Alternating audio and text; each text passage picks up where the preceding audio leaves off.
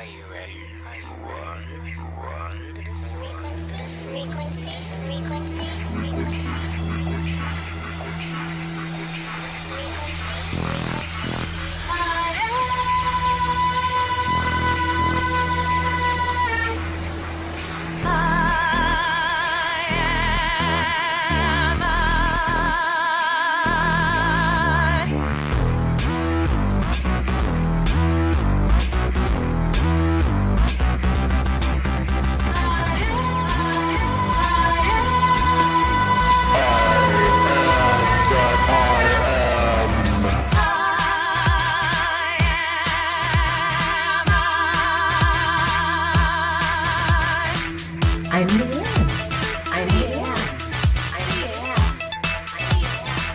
I'm Liane. Are you ready to ride the frequency?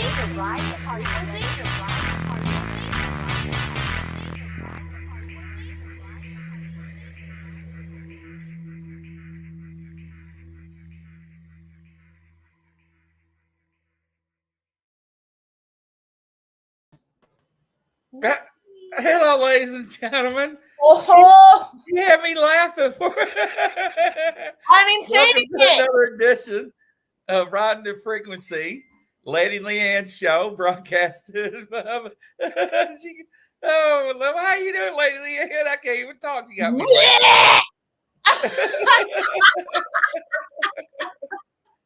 I just looked down and she's like doing twirls. I'm like, whatever. It's her show. Well, I just have a question.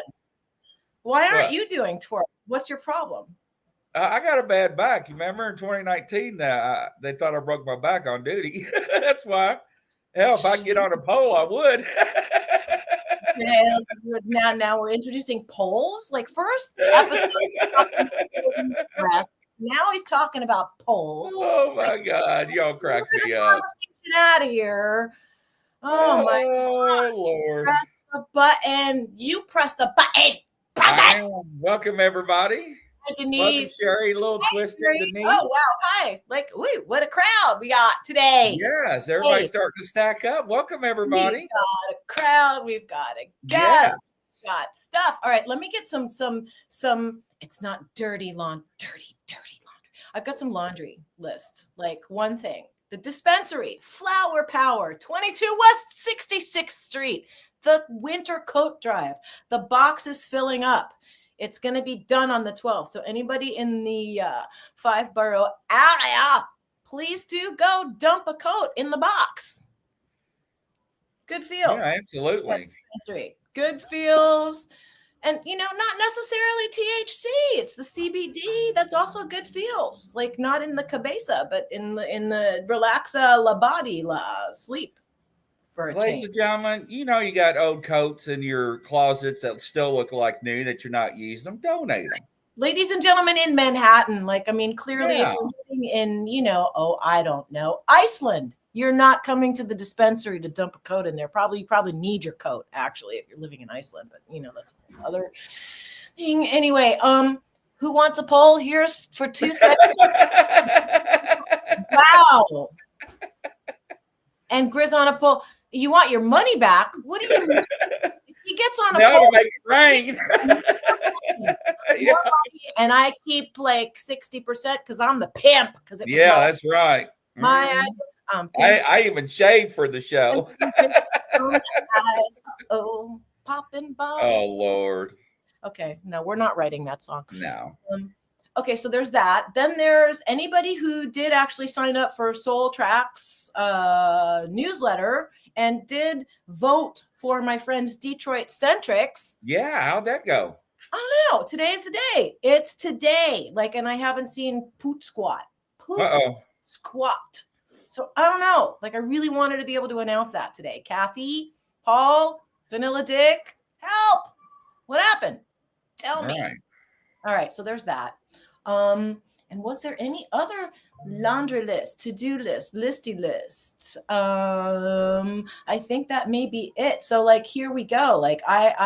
We have our semi-constricted time, which makes me feel like at some point it's possible that I will pre-record interviews and pop them up on my channel separate from my live Monday thing. Like maybe it's two different things. I don't know. But for now, we've got our first guest. His name is David. Oh, he's smiling backstage. He's He's got that kind of something eating grin on his face. He does. He's like, maybe I should change my introduction. There's just some ex-Con Ed worker that wants to yap about some crap. Like, no, I'm kidding. Not at all.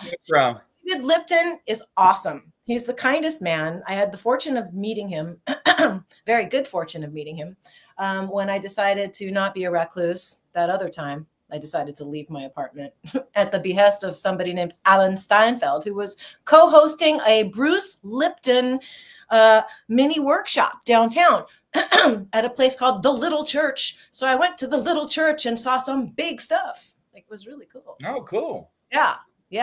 I went to the front and I talked to JJ and Desiree Hertak, to whom Alan Steinfeld introduced me. And then this super friendly dude just like showed up and started talking. And then I started talking to him and I was like, wow, this guy's cool. And the next thing you know, he's like, yeah, I'm that guy's little brother. I'm like, wait, what? Wow. Yeah. And then he's like, well, I got to go talk to that guy for a while. And I was like, no, you can't just say that and leave. What? Just happened. Like, so I just patiently waited for him to get done talking to this dude and his wife. It was so good. So good. I didn't interrupt. And then I said, hi, I talked to you. And then it's Facebook messages and now we're friends. I'm so excited. Oh, awesome. Yeah. So we got to talking a little bit about so many things. But one of the things that he's experienced, which I'm going to allow him to tell us, is having spent some time up in Vancouver with the First Nation Cree. That is awesome. Participated in some ceremonies to which the public is not usually invited. So David is no longer the public. I think David is actually an elder there now. And so without any further ado, please welcome to Riding the Freakwency, my freaky deaky friend, David Lipton. Welcome, kind sir. How you doing? Good. Hello, everybody. Hi, Grizzly. Hi, Dave. Oh, what an honor. Wait. Wait. What were you laughing for? Why am I laughing? Yeah. Why do I ever had a brain fart? He always laughs. Liane and laugh. It starts with the letter L. That's backwards. There you go. Wait a minute. If we do it close enough, we can touch each other. Ew. There you go. Ew. But what's David's camera? Am I the only one that's seeing just like a black screen? What? Maybe it's me. No. Yeah, we look great, don't we, David? I think so. Got some powder here if you guys need. I do. I always need powder. Makeup, Mary. I need makeup. I need it to blend a little more. It's a little. Mary's laughing. What the heck? Mary has a lot to laugh at. I mean, laughter is good. With you, not at you. All right. So, okay, that's enough. See, like I'm going to mute myself and let David talk. It'll be fabulous. All right. Well, tell me about your childhood. No, don't. Well, so I got involved with the First Nation Cree tribe in Canada through my brother. The chief White Standing Buffalo, Tom McCullum, read my brother's book, and he invited my brother to come to a Sundance. And the Sundance is a spiritual ceremony as compared to a powwow, which is a celebratory dress-up ceremony. And so my brother went to the ceremony, and he made friends with the people up there. And the chief said he could invite outsiders to come.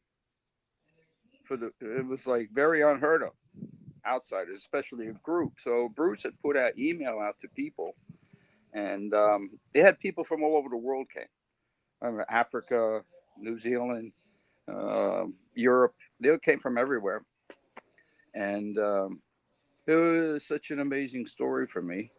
It's an amazing story. I was just coming out of a bad operation, and my mind was messed up from the laudanum. I just came out of surgery, and the doctor made a mistake. My brother calls me. I was at a very low point in my life. Like I lost direction. And Bruce is telling me you want to go to a Sundance, a spiritual thing. And I was having a hard time understanding him because my mind was in a cloud. And so it turns out that we were invited to go to a Sundance ceremony. And the first time we went, 2016, was in Vancouver area. And the first time we went, my brother and I, we flew there. My son Alex, he flew there from down here. I flew with my brother from San Francisco. That's how we met. And then rented a car, and we went to the ceremonies, and I'll tell you more about that. But then we'd go to a motel at night and back and forth. So the 3 years following, I said, we got to stay with the people at night. Just going back to the hotel or motel, missing out on the camaraderie of the whole thing. So the next year we got a camper up there, and in the next 2 years, tent. It was like a hilt.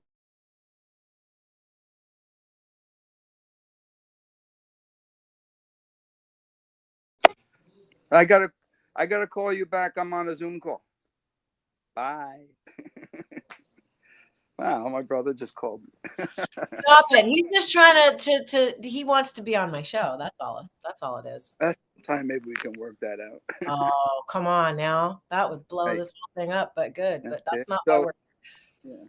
So getting to the first year, getting to the ceremony with my brother, he said, "Oh, you're going to meet great people, funny people, hardcore workers like me," and it was a tremendous experience. I met what the picture we're looking at now is the arbor we built, and in the center is a large tree, and that tree is picked out by the chief. And what he does is he goes into the woods and he picks out a tree and he prays to the tree. And the next day, all the men go up into the woods. Now, this is about a 35-foot tree, about at least 6 inches in diameter. And all the men go up into the field, into the woods. We pray to the tree, and there's 2 special axes. All they are used for is to cut the tree down. And then we drop the tree without letting it touch the ground, carrying it out of the woods. We bring it down to the field that we're in. If you go down just a little lower on that picture, somewhere in there, I don't know if you could, well, not in this picture, but we made they made a giant wreath. I'll have to get a better picture of that. There's a giant wreath, and then they take like a sheet, and everybody puts tobacco in it, and they make it into a big ball. And so that's up at the top of the tree, and it represents the phoenix nest and the phoenix egg. And unfortunately, this picture you can't see it in. But anyway, we take the tree and bring it down to the field, and they cut the bark with designs. And at that time, the women are digging the hole that the tree is going to go in. So when we put the tree in, it's the creator, the tree of life, and Mother Earth. And that's how the representation of that. And then all around it, this huge circle. There's two circles, and they're about, inner circle is about 5 feet space between the outer circle. And there are sun dancers who pledge to become a sun dancer. They have to stay inside that arbor in that ring for 3 days and 3 nights, no food or water. And my son Alex did that. And that's a whole thing, a whole story about the sun dancers. That's Alex right there in that photo, right? Yeah, this is Alex, and on the right is 4 Arrows. His name is, and he's a a big activist for Native Americans. I think he's from Mexico, but he's written several books. Really nice man, and wonderful people. And there it is so much to tell. It's hard to to put it in any kind of an order. So the most important thing that happened to me was in the first couple of days we're there, where first thing you do is you set up your little campsite where you're going to stay, and then the men are doing their chores and the women doing their chores. And my brother told me, you're going to meet some really crazy guys, people like you, blah, blah, blah. So I met this guy, Patrick, tall, handsome guy. There's a picture of me with him somewhere. And nice guy, great smile. And that's Alex and Bruce. And then, so the second day I see Patrick, he tells me, he's standing there and he says, put out your hands. And he puts a wooden dowel in my hand. And the wooden dowel, these are what they used for their piercings. And it's very, very sacred. The amount of energy in these two dowels. So one was the first time Patrick had dragged the buffalo skulls, a piercing, and that's a story in itself. And the second one was from the last time he did it, was that time I was up there. And he said he did it like 6 times. And the piercings are very spiritual. I get that, they're sacrificing their pain or whatever it is for everybody. And I watch Patrick. What they do is he goes up to the tree of life and he prays. And then he comes back and they have a little, inside that big circle, they have a little corner, and we hold up some blankets. So when they're getting pierced, they're praying, looking up, praying at the tree. And so when they cut into the skin, it's under the skin and above the muscle. It's a little tag skin. And when they're doing it, they're in such a state, they do not feel it. And this whole thing, they're in such a spiritual state, there's no pain involved. And so he has these one down in each shoulder blade. He goes back up to the tree. Now this is the last day of the first year I went up.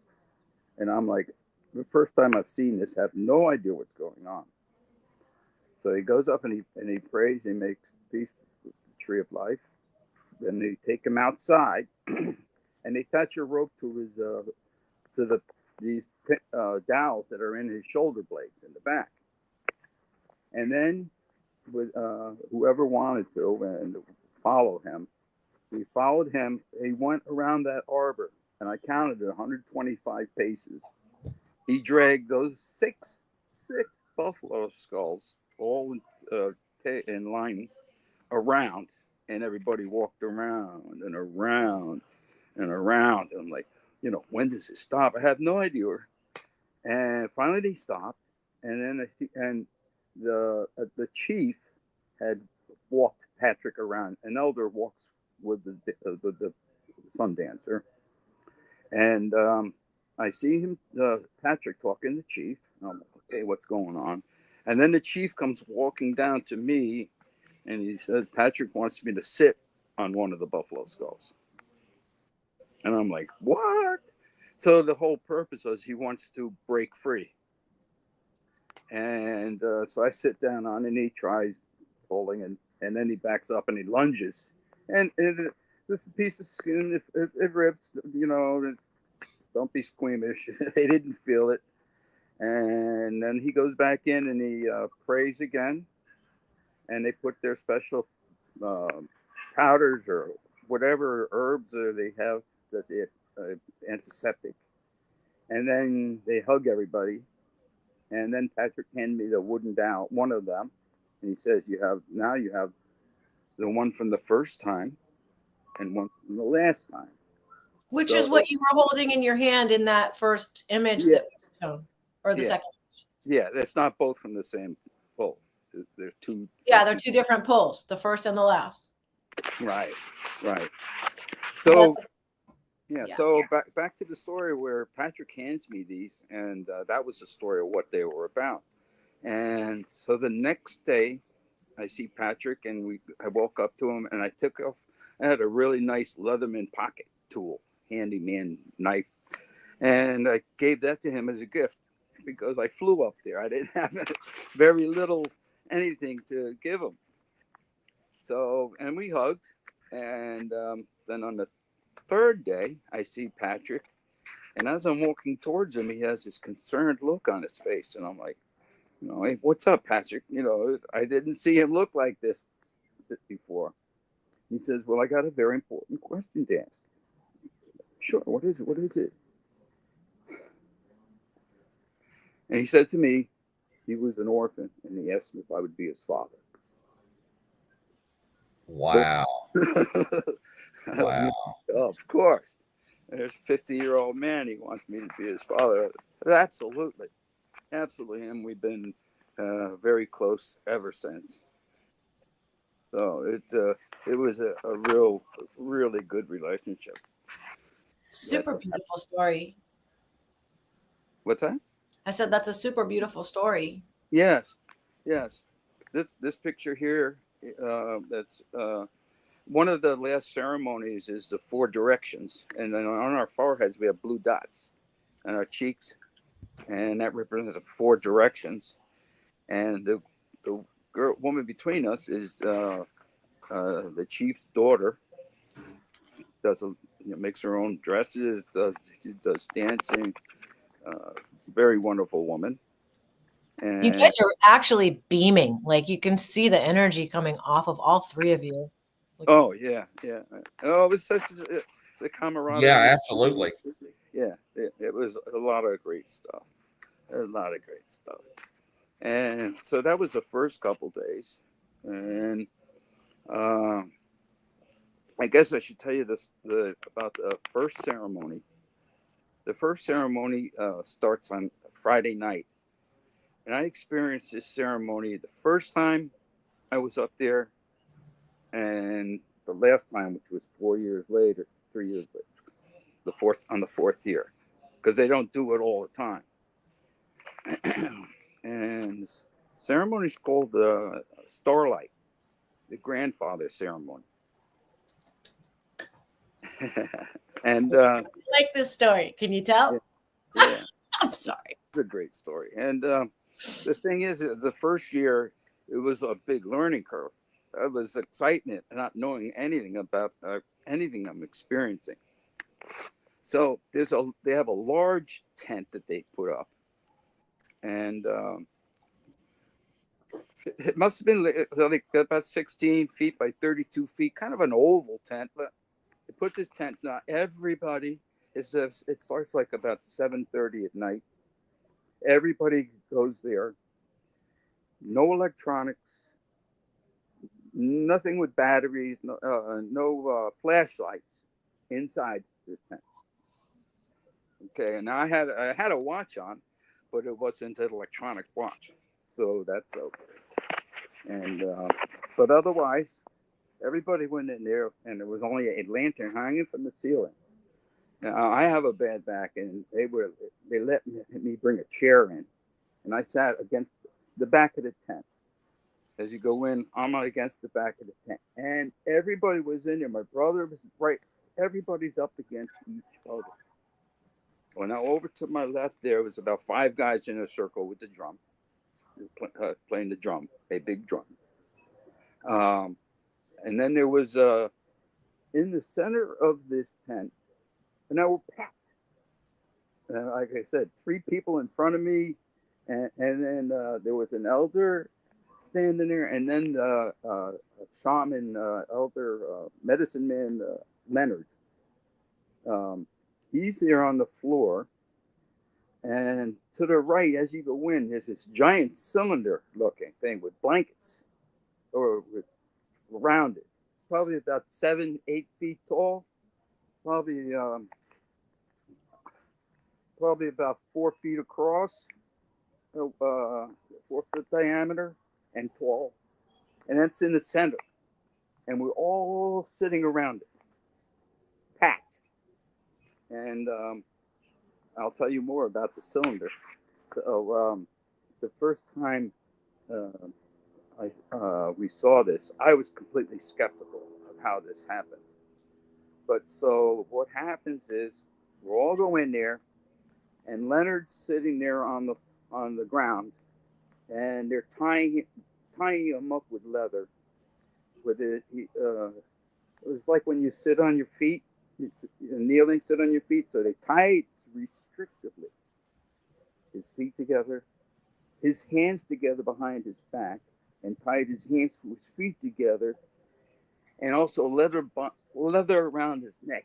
He was talking like that. That's how tight and restrictive. And so he's lying on his side now, all tied up, restricted. And they said, okay, we're going to turn the light out. And they turn the light out. The drummers are playing, going for 5, 8, 10 minutes, and going and going. And then it got like unusual. It was pitch black in there. And I started seeing like little sparkles, like almost fireflies, were floating in front of me where I knew there were people sitting. As if they weren't there. I was like looking into a void of sparkles, looking around. I couldn't see my brother to the right of me, and anybody. And then I looked at the cylinder that was in the middle of the room. Above it was an aura, a nebula, a glow. A glow forming above it. And this, I know there's no electricity in here. It's like, how are they doing this? Hollywood couldn't do this. That's the way I looked at it. I'm like, ah.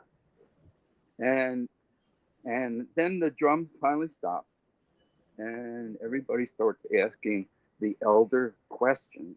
Yes, grandfather question, and it goes through Leonard, who's tied up on the floor in the dark over there. People would ask, is my father a lot? Is my father peace? Blah blah blah, and you hear, and then the elder would interpret what Leonard was saying about the father, the crossover, whatnot. And people were asking questions. I asked the grandfather, I said, my back is bothering me. Is this something I've done to myself, or is this a physical thing? And then the elder says, it's a physical thing. And there are other people here. There were chiropractors, there are healers. There are people here who could help you with that. Great. People are asking questions. And I was like, we had a long time. It's hours now. I'm like, okay, let's stop asking questions. I want to go. So they stopped asking the questions. The drummers started playing again. And then they stopped. They turned the light on. Leonard's gone. Leonard was lying there on the floor. He's gone. So a couple of elders immediately started unwrapping these blankets, the cylinder. And there's Leonard inside, tied up in this cylinder. So my brother and I, they immediately had to cut. The thing was, these saplings that are stuck in the ground about 4 or 5 inches, and then they were all tied together. So after this was all done, Bruce and I, we walked around and we checked out, could they lift it up? He snuck in, somebody pushed him, but you ain't getting over the top. And that's when I had to accept it. I accept it. So it's like he got in there and right in front of my eyes. Well, even though I couldn't see it, of course, And it's like, that's a powerful statement. That was powerful. And seeing that aura, I knew something was going on. And this is my first ceremony. So that Okay. So second time, what happened? so the second time I saw this ceremony, I knew what it was all about. I didn't question it. I embraced it, and pretty much the same thing happened again with the aura, the nebula, this glow floating above, and the little sparkles. It's like I embraced it then. The first time I questioned it to death, I guess. Yeah, but coming from our background with the analytical mind, you probably went berserko, like going, what the F is this going on? Like, there's no way, it's a trick, blah, blah, blah, like all of it. But, how do Tibetan monks, rise up off the ground? It's not fake, there are frequencies and dimensions that interweave with our third dimension, whether you choose to accept them or not. But when I feel like, from what I've heard you say, that like you can't help but get entangled with it once you're in that physical space and in that mental environment, times however many people are in that space with you, it's generating some serious vibes. So, I feel like if you were on some spaceship, you would see a glow coming from whatever area you were in, for sure. That would look very bright, but nothing like electricity. Wouldn't surprise me. Right. And I've seen enough electricity. Yeah, well, there you go. I was just asking David, I received a damaged product. I'm like, is red live and white is right? Which one is the live one, so I don't fry The marked one. Marked one. Yeah. Okay. Yeah. So that was the first day. And then let's see, another ceremony the first time was an orphan ceremony. And if you recently lost a relative, a parent, it was probably the first time. It was probably about 8 of us, and my brother too. He was there with me, and and it's a process. I can't go into the detail of what they do, but the chief walks down and he talks to each one of us, and there's so much emotion, like, for my mother, that I didn't share before, didn't have go through me before, that came out there. So man, it forces a straight guy to get super vulnerable. Like, if you're not ready to do that, like, too bad, because it's coming. Yeah, absolutely. Right. And, that can be very difficult, but very brave of you to go do these things, because I know, like, we talked about how you guys grew up as a family in upstate New York, Pleasantville, right? Like, and I spent summers in Putnam Valley, close enough. So the culture up there is not very accepting of Jews or Black people, minorities in general. They don't like it. There's a real redneck mentality up there. So growing up in that time and space, like, probably wasn't a whole hell of a lot of fun, Yeah.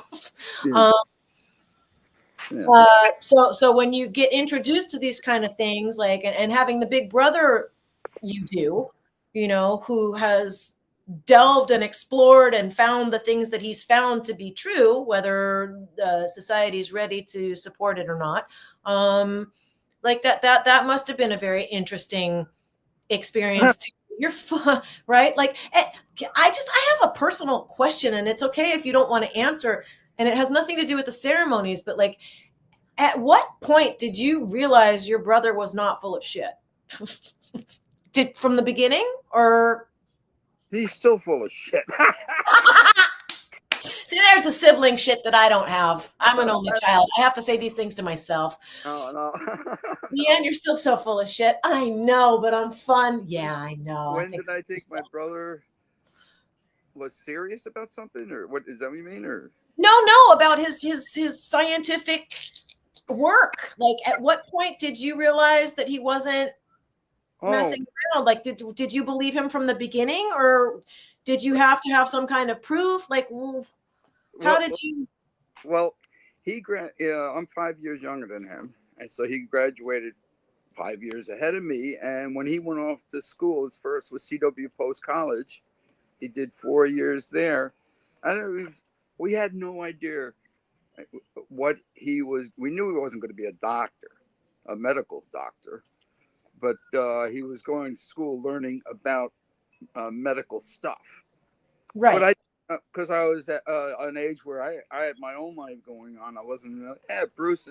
No, you're 13 years old, so you're probably on your dirt bike trying to figure out like how to get a good look at some boobs, like But we just, but we used to say, healthy young boy. Bruce is, I don't know what he's doing. He's a mad scientist. Yeah, well, that probably hasn't changed much. Like he's only gotten more practice, right? Like, yeah, there you go. But I think by the time he was finished from CW Post, he went to University of Virginia, and he's got his doctorates there. I think. I think where he got it there. So we called him the mad scientist. We had no idea, what he was doing. We knew he was doing research stuff. That was the extent of it. I didn't understand. And then did he come home for holidays and try to explain to you like what he's finding about how the environment, like was he trying to, or I did don't he remember. not? Nah. Well, then at what point in your life did you stop, look, listen, and realize, oh, because now you travel with him. That's how I met you in the first place, because you're like his number one biggest super fan supporter guy, like yeah, which is beautiful. I love that. I went to my wife and I have a 1972 Harley Davidson Sportster, which is a sport bike, 1,000 cc's with a 2-gallon gas tank. Well, we got on that and we went from New York to Wisconsin. I get 80 miles to the tank full. So you stopped a couple times. We stopped many times. And it was one of those things, and where you have to be young, dumb, and stupid to do that kind of stuff. And we did it, and so I went out to visit him, and he took me to his laboratory. He showed me the electron microscope he was using to work on, and to use the electron microscope. This is University of Wisconsin. To use the microscope, you have to sign out a certain time that you're going to use it. Bruce had priority use of it. Everybody had to sign in around him. So wow, that's pretty impressive. So he took me and showed me this giant machine. And you say a microscope where there's a little thing like this. This is a room. This thing's coolers and all sorts of stuff. And he was showing me, cells, individual cells in the microscope. He took an eye gene from a salamander egg and put it in another salamander egg, and it was born with 3 eyes. That was one of the first things I ever saw he did. Wow. I knew he was dealing with small microembryology or cystology or cells, and that's his claim. That's fascinating. Yeah. And he took me to tour. Okay, so you're looking at these cells and you're in his space, and you're like, what is it dawning on you that, oh good God, he's wow, pioneering something here. Yeah. So I was about 28, I guess, around then. So I realized the scope of what he was doing. The magnitude is huge. I mean, it's a species changer. Oh. Which is why Wiki keeps calling it pseudoscience, because there's a narrative being threatened. Like, we always have to go back to that, don't we, Liane? Yes, we do. Because it is. Yes, it is. And as well it should be, because the narrative with which we've been, or by which we've been abused and left behind, is ridiculous. So, I really hope in his lifetime, in our lifetime, we see a big giant shift from the medical industry to a healing practice. Yeah. difference between the two, you know, and the education of the species as to how we actually function, you know. Maybe if they took the money out of the equation, it would help.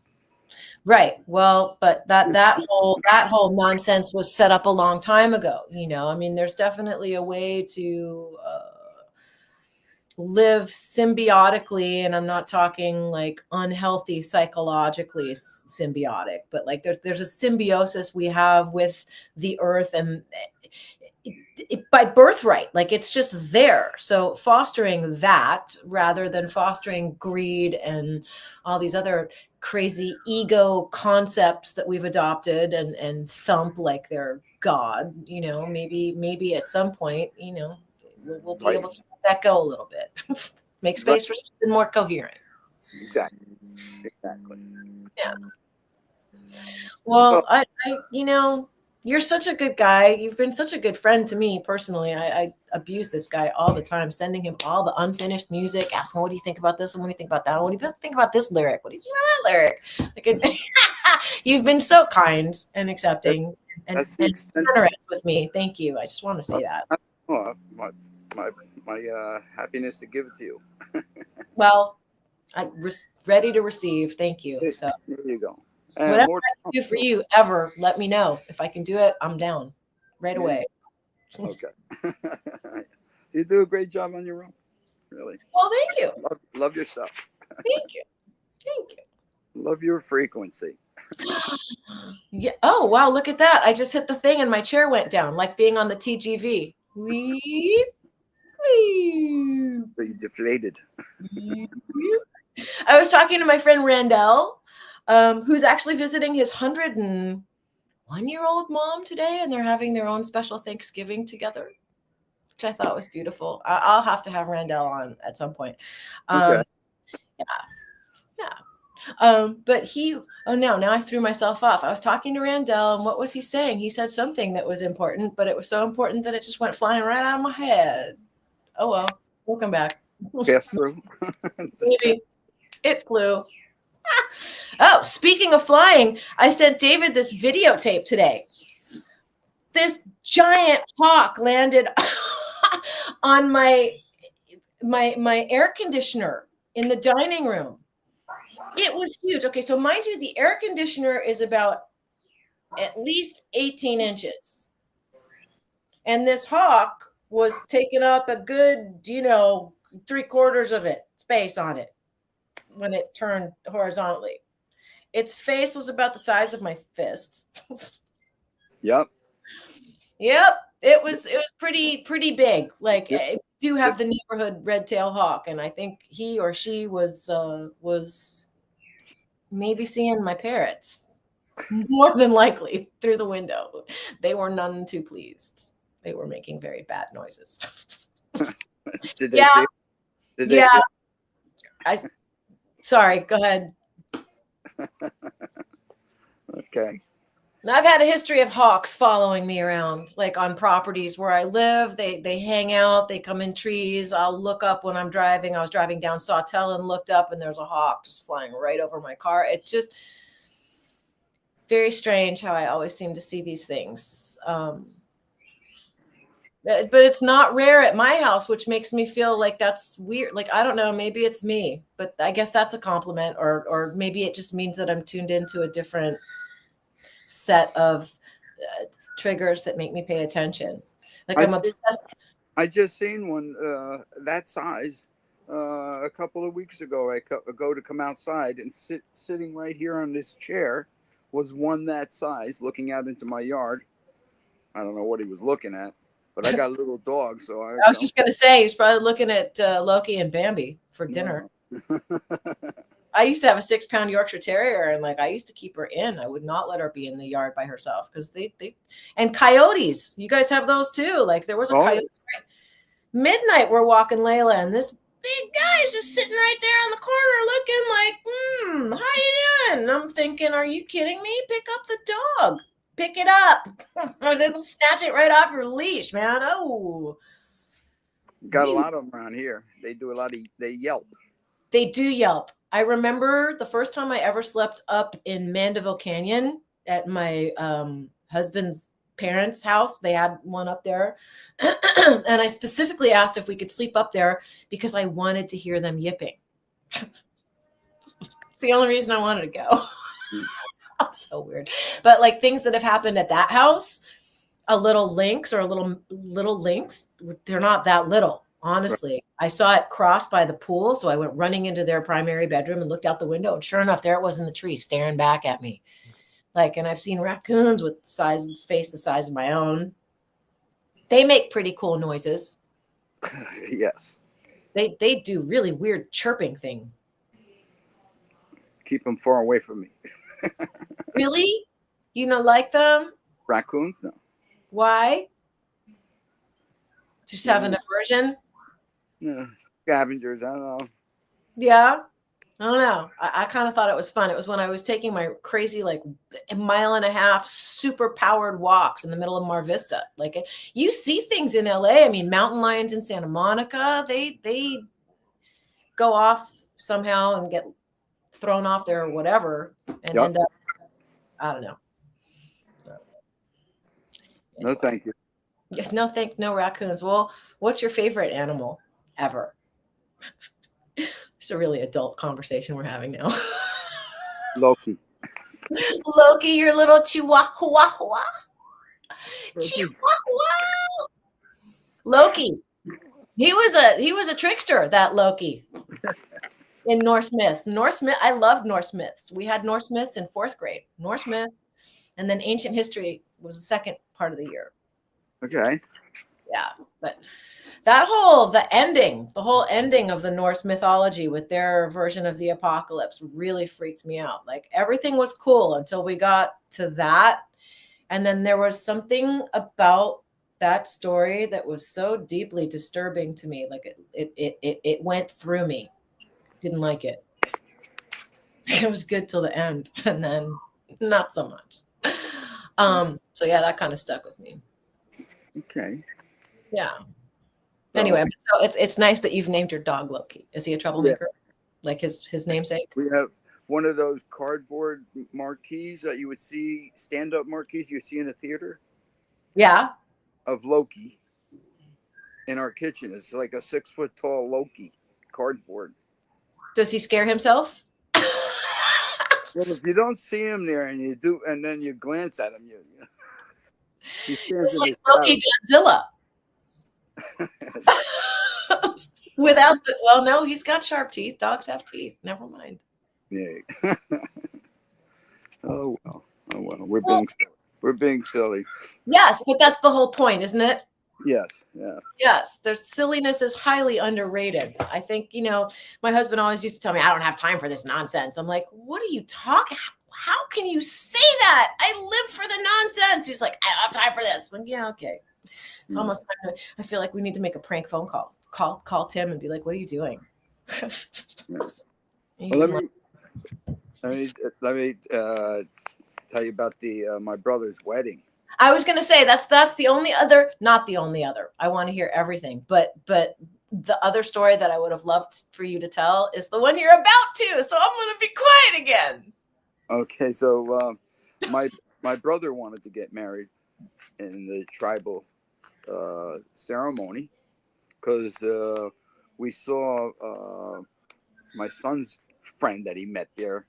He got married to his wife there. So it was a very beautiful ceremony, being married by the chief, and they exchanged the gifts. Well, they made her dress and made his blouse, and on the picture, if you look at his belt, her belt, it's they made a beaded belt, and it's the DNA chain, woven DNA into the belt. So yeah, is that in one of the images? Yeah. Yeah. Okay. Well, maybe Chris can pull that up in a minute. Yeah. And, so when they went up to, was it a pre-planned for months, or was it just spur of the moment decision to go up there? Pre-planned. Okay. It was like we left the second year. Was it the second year we got married? Yeah. when we left, I get the years mixed up. But when we left the one year and saw the wedding, Bruce said he wanted to get married there, and it happened the following year. So all that involved. When you look at the picture of the arbor, the colors on the top, you get square yards, and everybody donates. So there's the colors that are being displayed on top of the arbor, and then there's the colors that are 1 square yard patches that we use for offerings. So that stuff. So this is the ones on the top. This is the one who's getting married donates those. So we got a bunch of those, and then what else? So and the ceremony takes place inside there. It was so beautiful. You know, everybody with they're all dressed up, their decor and the chief. It was just so pretty, so pretty. And then maybe you have the one with his their dress when they got married.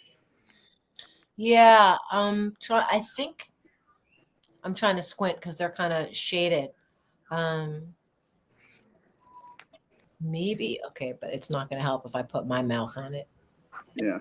Well, maybe just scroll through them, Chris. Let's see. It would be with people. Oh, yeah. I don't know why that came crooked. That's okay. Yeah. Yeah, this That's one. it. There it is. Okay, if you zoom That's in the wedding on picture. the belt, it's the DNA woven pattern. So My pretty. brother worked with DNA. And so they made her dress, that belt, his blouse, and I think somebody made that necklace for him. So Yeah, chest plate, the necklace, and they made his blouse, you told me also, yeah, right? Yeah. And it's just a beautiful ceremony, the words, you know, it was spiritual, lovely, peaceful, all the above, all the above.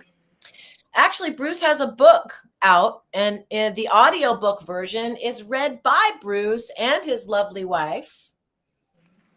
Right? Yeah. I think so. I think he just posted a post about that book today, The Honeymoon. The Honeymoon Effect? Yeah. Yeah. I think so. Yeah. Those are beautiful. Yeah. Wow. I keep them hidden in a nice place. Well, my sophomore, I made my own medicine bag. I made Alex a breastplate. I didn't put that in the pictures. Oh, but you know what? I think I have a picture of it. Maybe let me find it. Yeah, I sent that to you. Yeah. So, let me flip it over to Grizzly. Pardon me looking down, you guys. Yeah.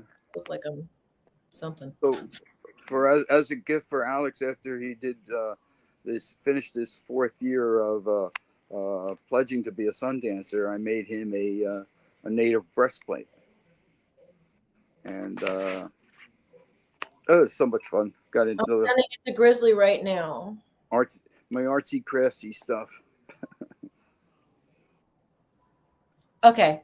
Yeah, it's actually a really beautiful breastplate. It's very cool. I was looking at it and thinking, oh, look at how like it's really even. It made me very aesthetically pleased because the black bead is in the middle and there are 3 red ones and then there's a white one and a black one and it was just all very even, hung very symmetrically.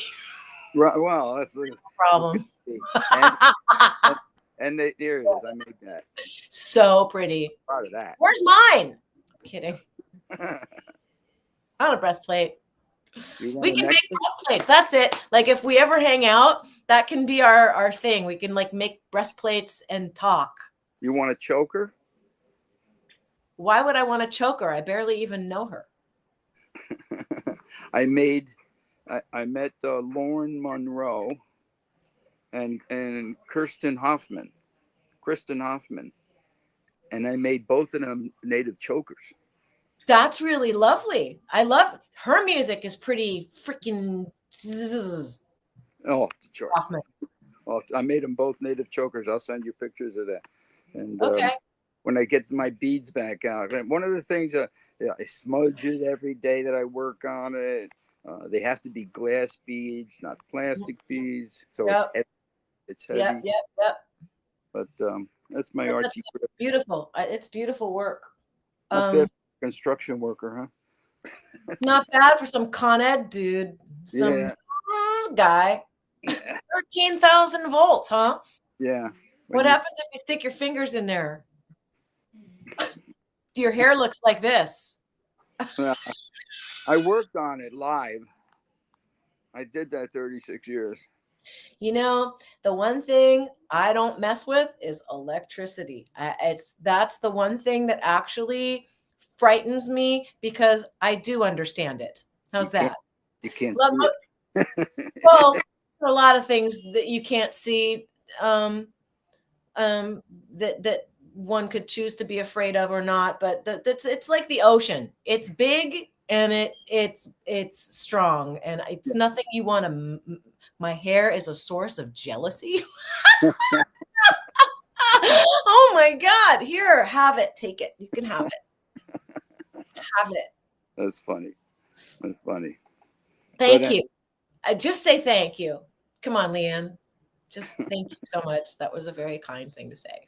There you go. No, I'm kidding. Anyhow. So what else? What else can we talk about? I'm so grateful that you chose to spend a little linear time with me on this show. And wow, it's fun to have guests. I used to, all those years I worked for Con Edison, I used to tell good jokes. Well, I'm sure. Do you have any good ones to tell now? But I'm not good at jokes anymore. You know what I'm good at? Telling true stories that are sometimes better than jokes. You know, especially when the story makes the joke on the mainstream. Ha ha, kidding. That's a little snarky. I'm sorry. That's not good vibes. Right? But it's funny. Yeah. How can we follow David? You can follow David. Well, maybe I don't want this to be your new nickname, Lumpy. Like, I don't like that. There's an Instagram. It was Lil Lumpy because my brother got tagged from his friend's name Lumpy, and all his friends called me, "Hey, Lil Lump." Look, that's where that came from, and nothing to do with being lumpy. It's just the title. It's a title, but it's a title that makes me so happy, and I don't even know why. The true stories are fabulous. Like, that's what I try to. Thank you, Sherry. Yeah. Sherry's awesome. She's got a show called True Ghost Stories on my other friend, Scott Valentine and Larry Meistrich's OT. Come on. Right? OTT. It's an over-the-top network, which means you can put shows on their network and they're carried, like on YouTube, except these guys don't censor people, but they also don't put stuff up that they don't, that isn't so cuckoo. But Thank you, Dario. Molto grazie, Dario. I like speaking to him in the little 3 words of Italian I know. I can speak to anybody in French, though. Wait, what time is it? Okay, we've got a couple little seconds. I know Grizzly's got a new show or a different show coming up at 7 o'clock, so stay tuned for that while I continue rambling. There's a guy. Have you seen the guy who has a pink guitar? He happens to be French, and he sings to animals. And his whole Instagram is this videotapes of him sitting, playing his music. And there was this one animal, and I think the extinction is they're borderline not going to be here for much longer. But they've got one in captivity, and they said he's very shy and he probably won't. So like the guy sat himself down in the stall, which was empty, and sure enough, this animal, he comes in, he's like, you see, and I'm wearing brown. It's perfect, but I don't have the right ears. But he comes in and he looks, and he walks over to the guy and he starts sniffing the thing. And the keepers were sure this animal would not engage. But like, this is music and sounds are so powerful, and the vibes, heart vibes, so powerful, so attractive to literally everything, so much more attractive than the other vibrations one can choose to put out sometimes. There you go. But yeah, I would love to have that guy on my show. So have you ever seen that guy? No. I'm going to send you more clips now. Okay. There you go. So, Well, all right. So, David, yes. it was it was a pleasure having you on this episode numero 8. I really appreciate you taking the time to come tell those stories to everybody, not just me. And I guess you can call your brother back now. Tell him to stop interrupting my show.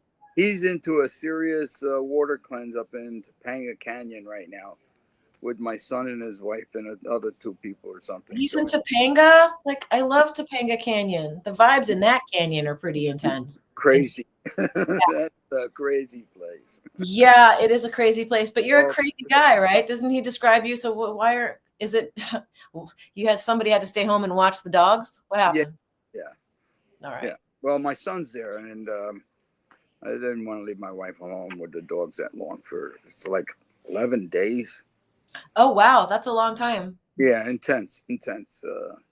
All sorts of stuff, being doctor watched and well, no, I'm sure he's doing stuff with water, like putting intention in it and cleaning it and doing that stuff, right? I mean, that's the thing too. I do that to my water before I drink it. Every once in a while, once a week, I put an amethyst that I've charged in the sun, and I'll put that in my water and charge my water with that and drink that. Okay. I'll put written intentions under the glass sometimes. My name in salt water to cleanse that. I do saltwater cleanses on myself. There you go. So he's up there doing that with my son. And I was going to do it too, but he started, now that I heard what they're going through, it's a change of life thing. I don't want to get to change your food and eating habits and all. Not for me. Oh, you have to do that. You have to clean out before you do ayahuasca too. You got to go on a really strict detox diet if you're doing it properly. Yeah. And then usually, a lot of times when you clean out like that, you don't want to go back to the other food. One thing, changing it up a little bit. I was supposed to go in September, but we're going to go in January. My son and I are going to Sedona. And because he was just there last summer doing work, and he said it's a pretty magical place. He said he went on a UFO tour. I'm sure he did. Did he go with what's her name? Sorry, I don't know her name. I don't know her name, but I'm going back with Facebook. But we're not talking UFOs, so my brain's not in that lane right now. Yeah, but he said he went there, and he said he saw about 80 UFOs within an hour. I'm sure he did. Did they do a CE5 protocol while they were there? Yeah, they're the super duper infrared binoculars. Yeah, they have those. They hand those out, the night vision, whatever, to everybody who's on the tour. Yeah, there's a lady who does it. She's pretty famous. Yeah, I know who she is. Like, I maybe we'll talk to her one day. Yeah. She likes my music. It's all about me, right? There you go. Good. Only children. I like that. Only children, actresses, self-centered. Oh, wow. All right. Well. Okay. Yeah, I guess so. Hopefully, Alex and Bruce don't. I don't know. Their intestines don't explode on the southern end on them while they do all this. Well, I feel like that's where you were kind of going with this, like what it's doing to their bodies. That's ayahuasca. Listen, that's the one thing that prevents me from doing ayahuasca is my ego. Like, I do not want to poop and puke in a like group bucket. I'm not doing that. There's not what we're doing.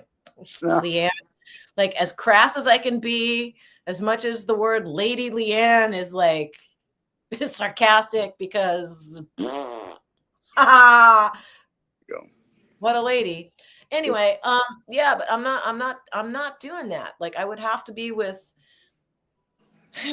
a solo waska. No, we there's no team. There's me and myself and I. Anyway. I don't particularly enjoy that part. Well, you know, I'm sure nobody does. Peyote does that to you too, doesn't it? Doesn't that make you puke first and then you go tripping? Some people. I don't think everybody does it. The most I've done is acid, mescaline, and mushrooms. And the mushrooms, like the day after, my face hurt because I couldn't stop smiling, which is why Frank Zappa called it the 3 Mile Smile. Gets stuck on your face. My face hurt. The same. I have the same thing. Same. My punum was sore. I couldn't eat my gefilte fish. It hurt. Yeah. There you go. You silly goose. I am. All right. Well, please, my love to you, my love to Bambi, and my love to Loki and Alex and Bruce and Margaret and Cindy. Okay, I will tell them all. And my love. You have to say her name like that. If you don't say her name like that, I'm gonna get you. Cindy. There you go. Yeah, you go. Cindy. Gotta do that. Okay.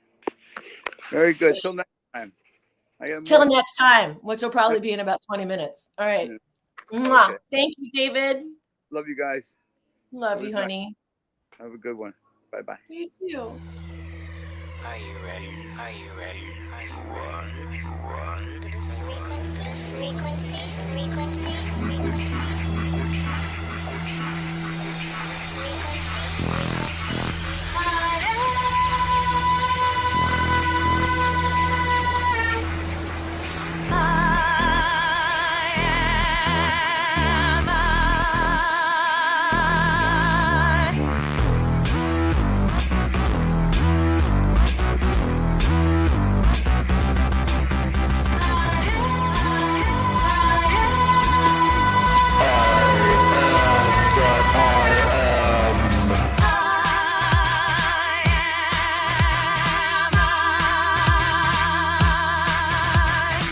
I'm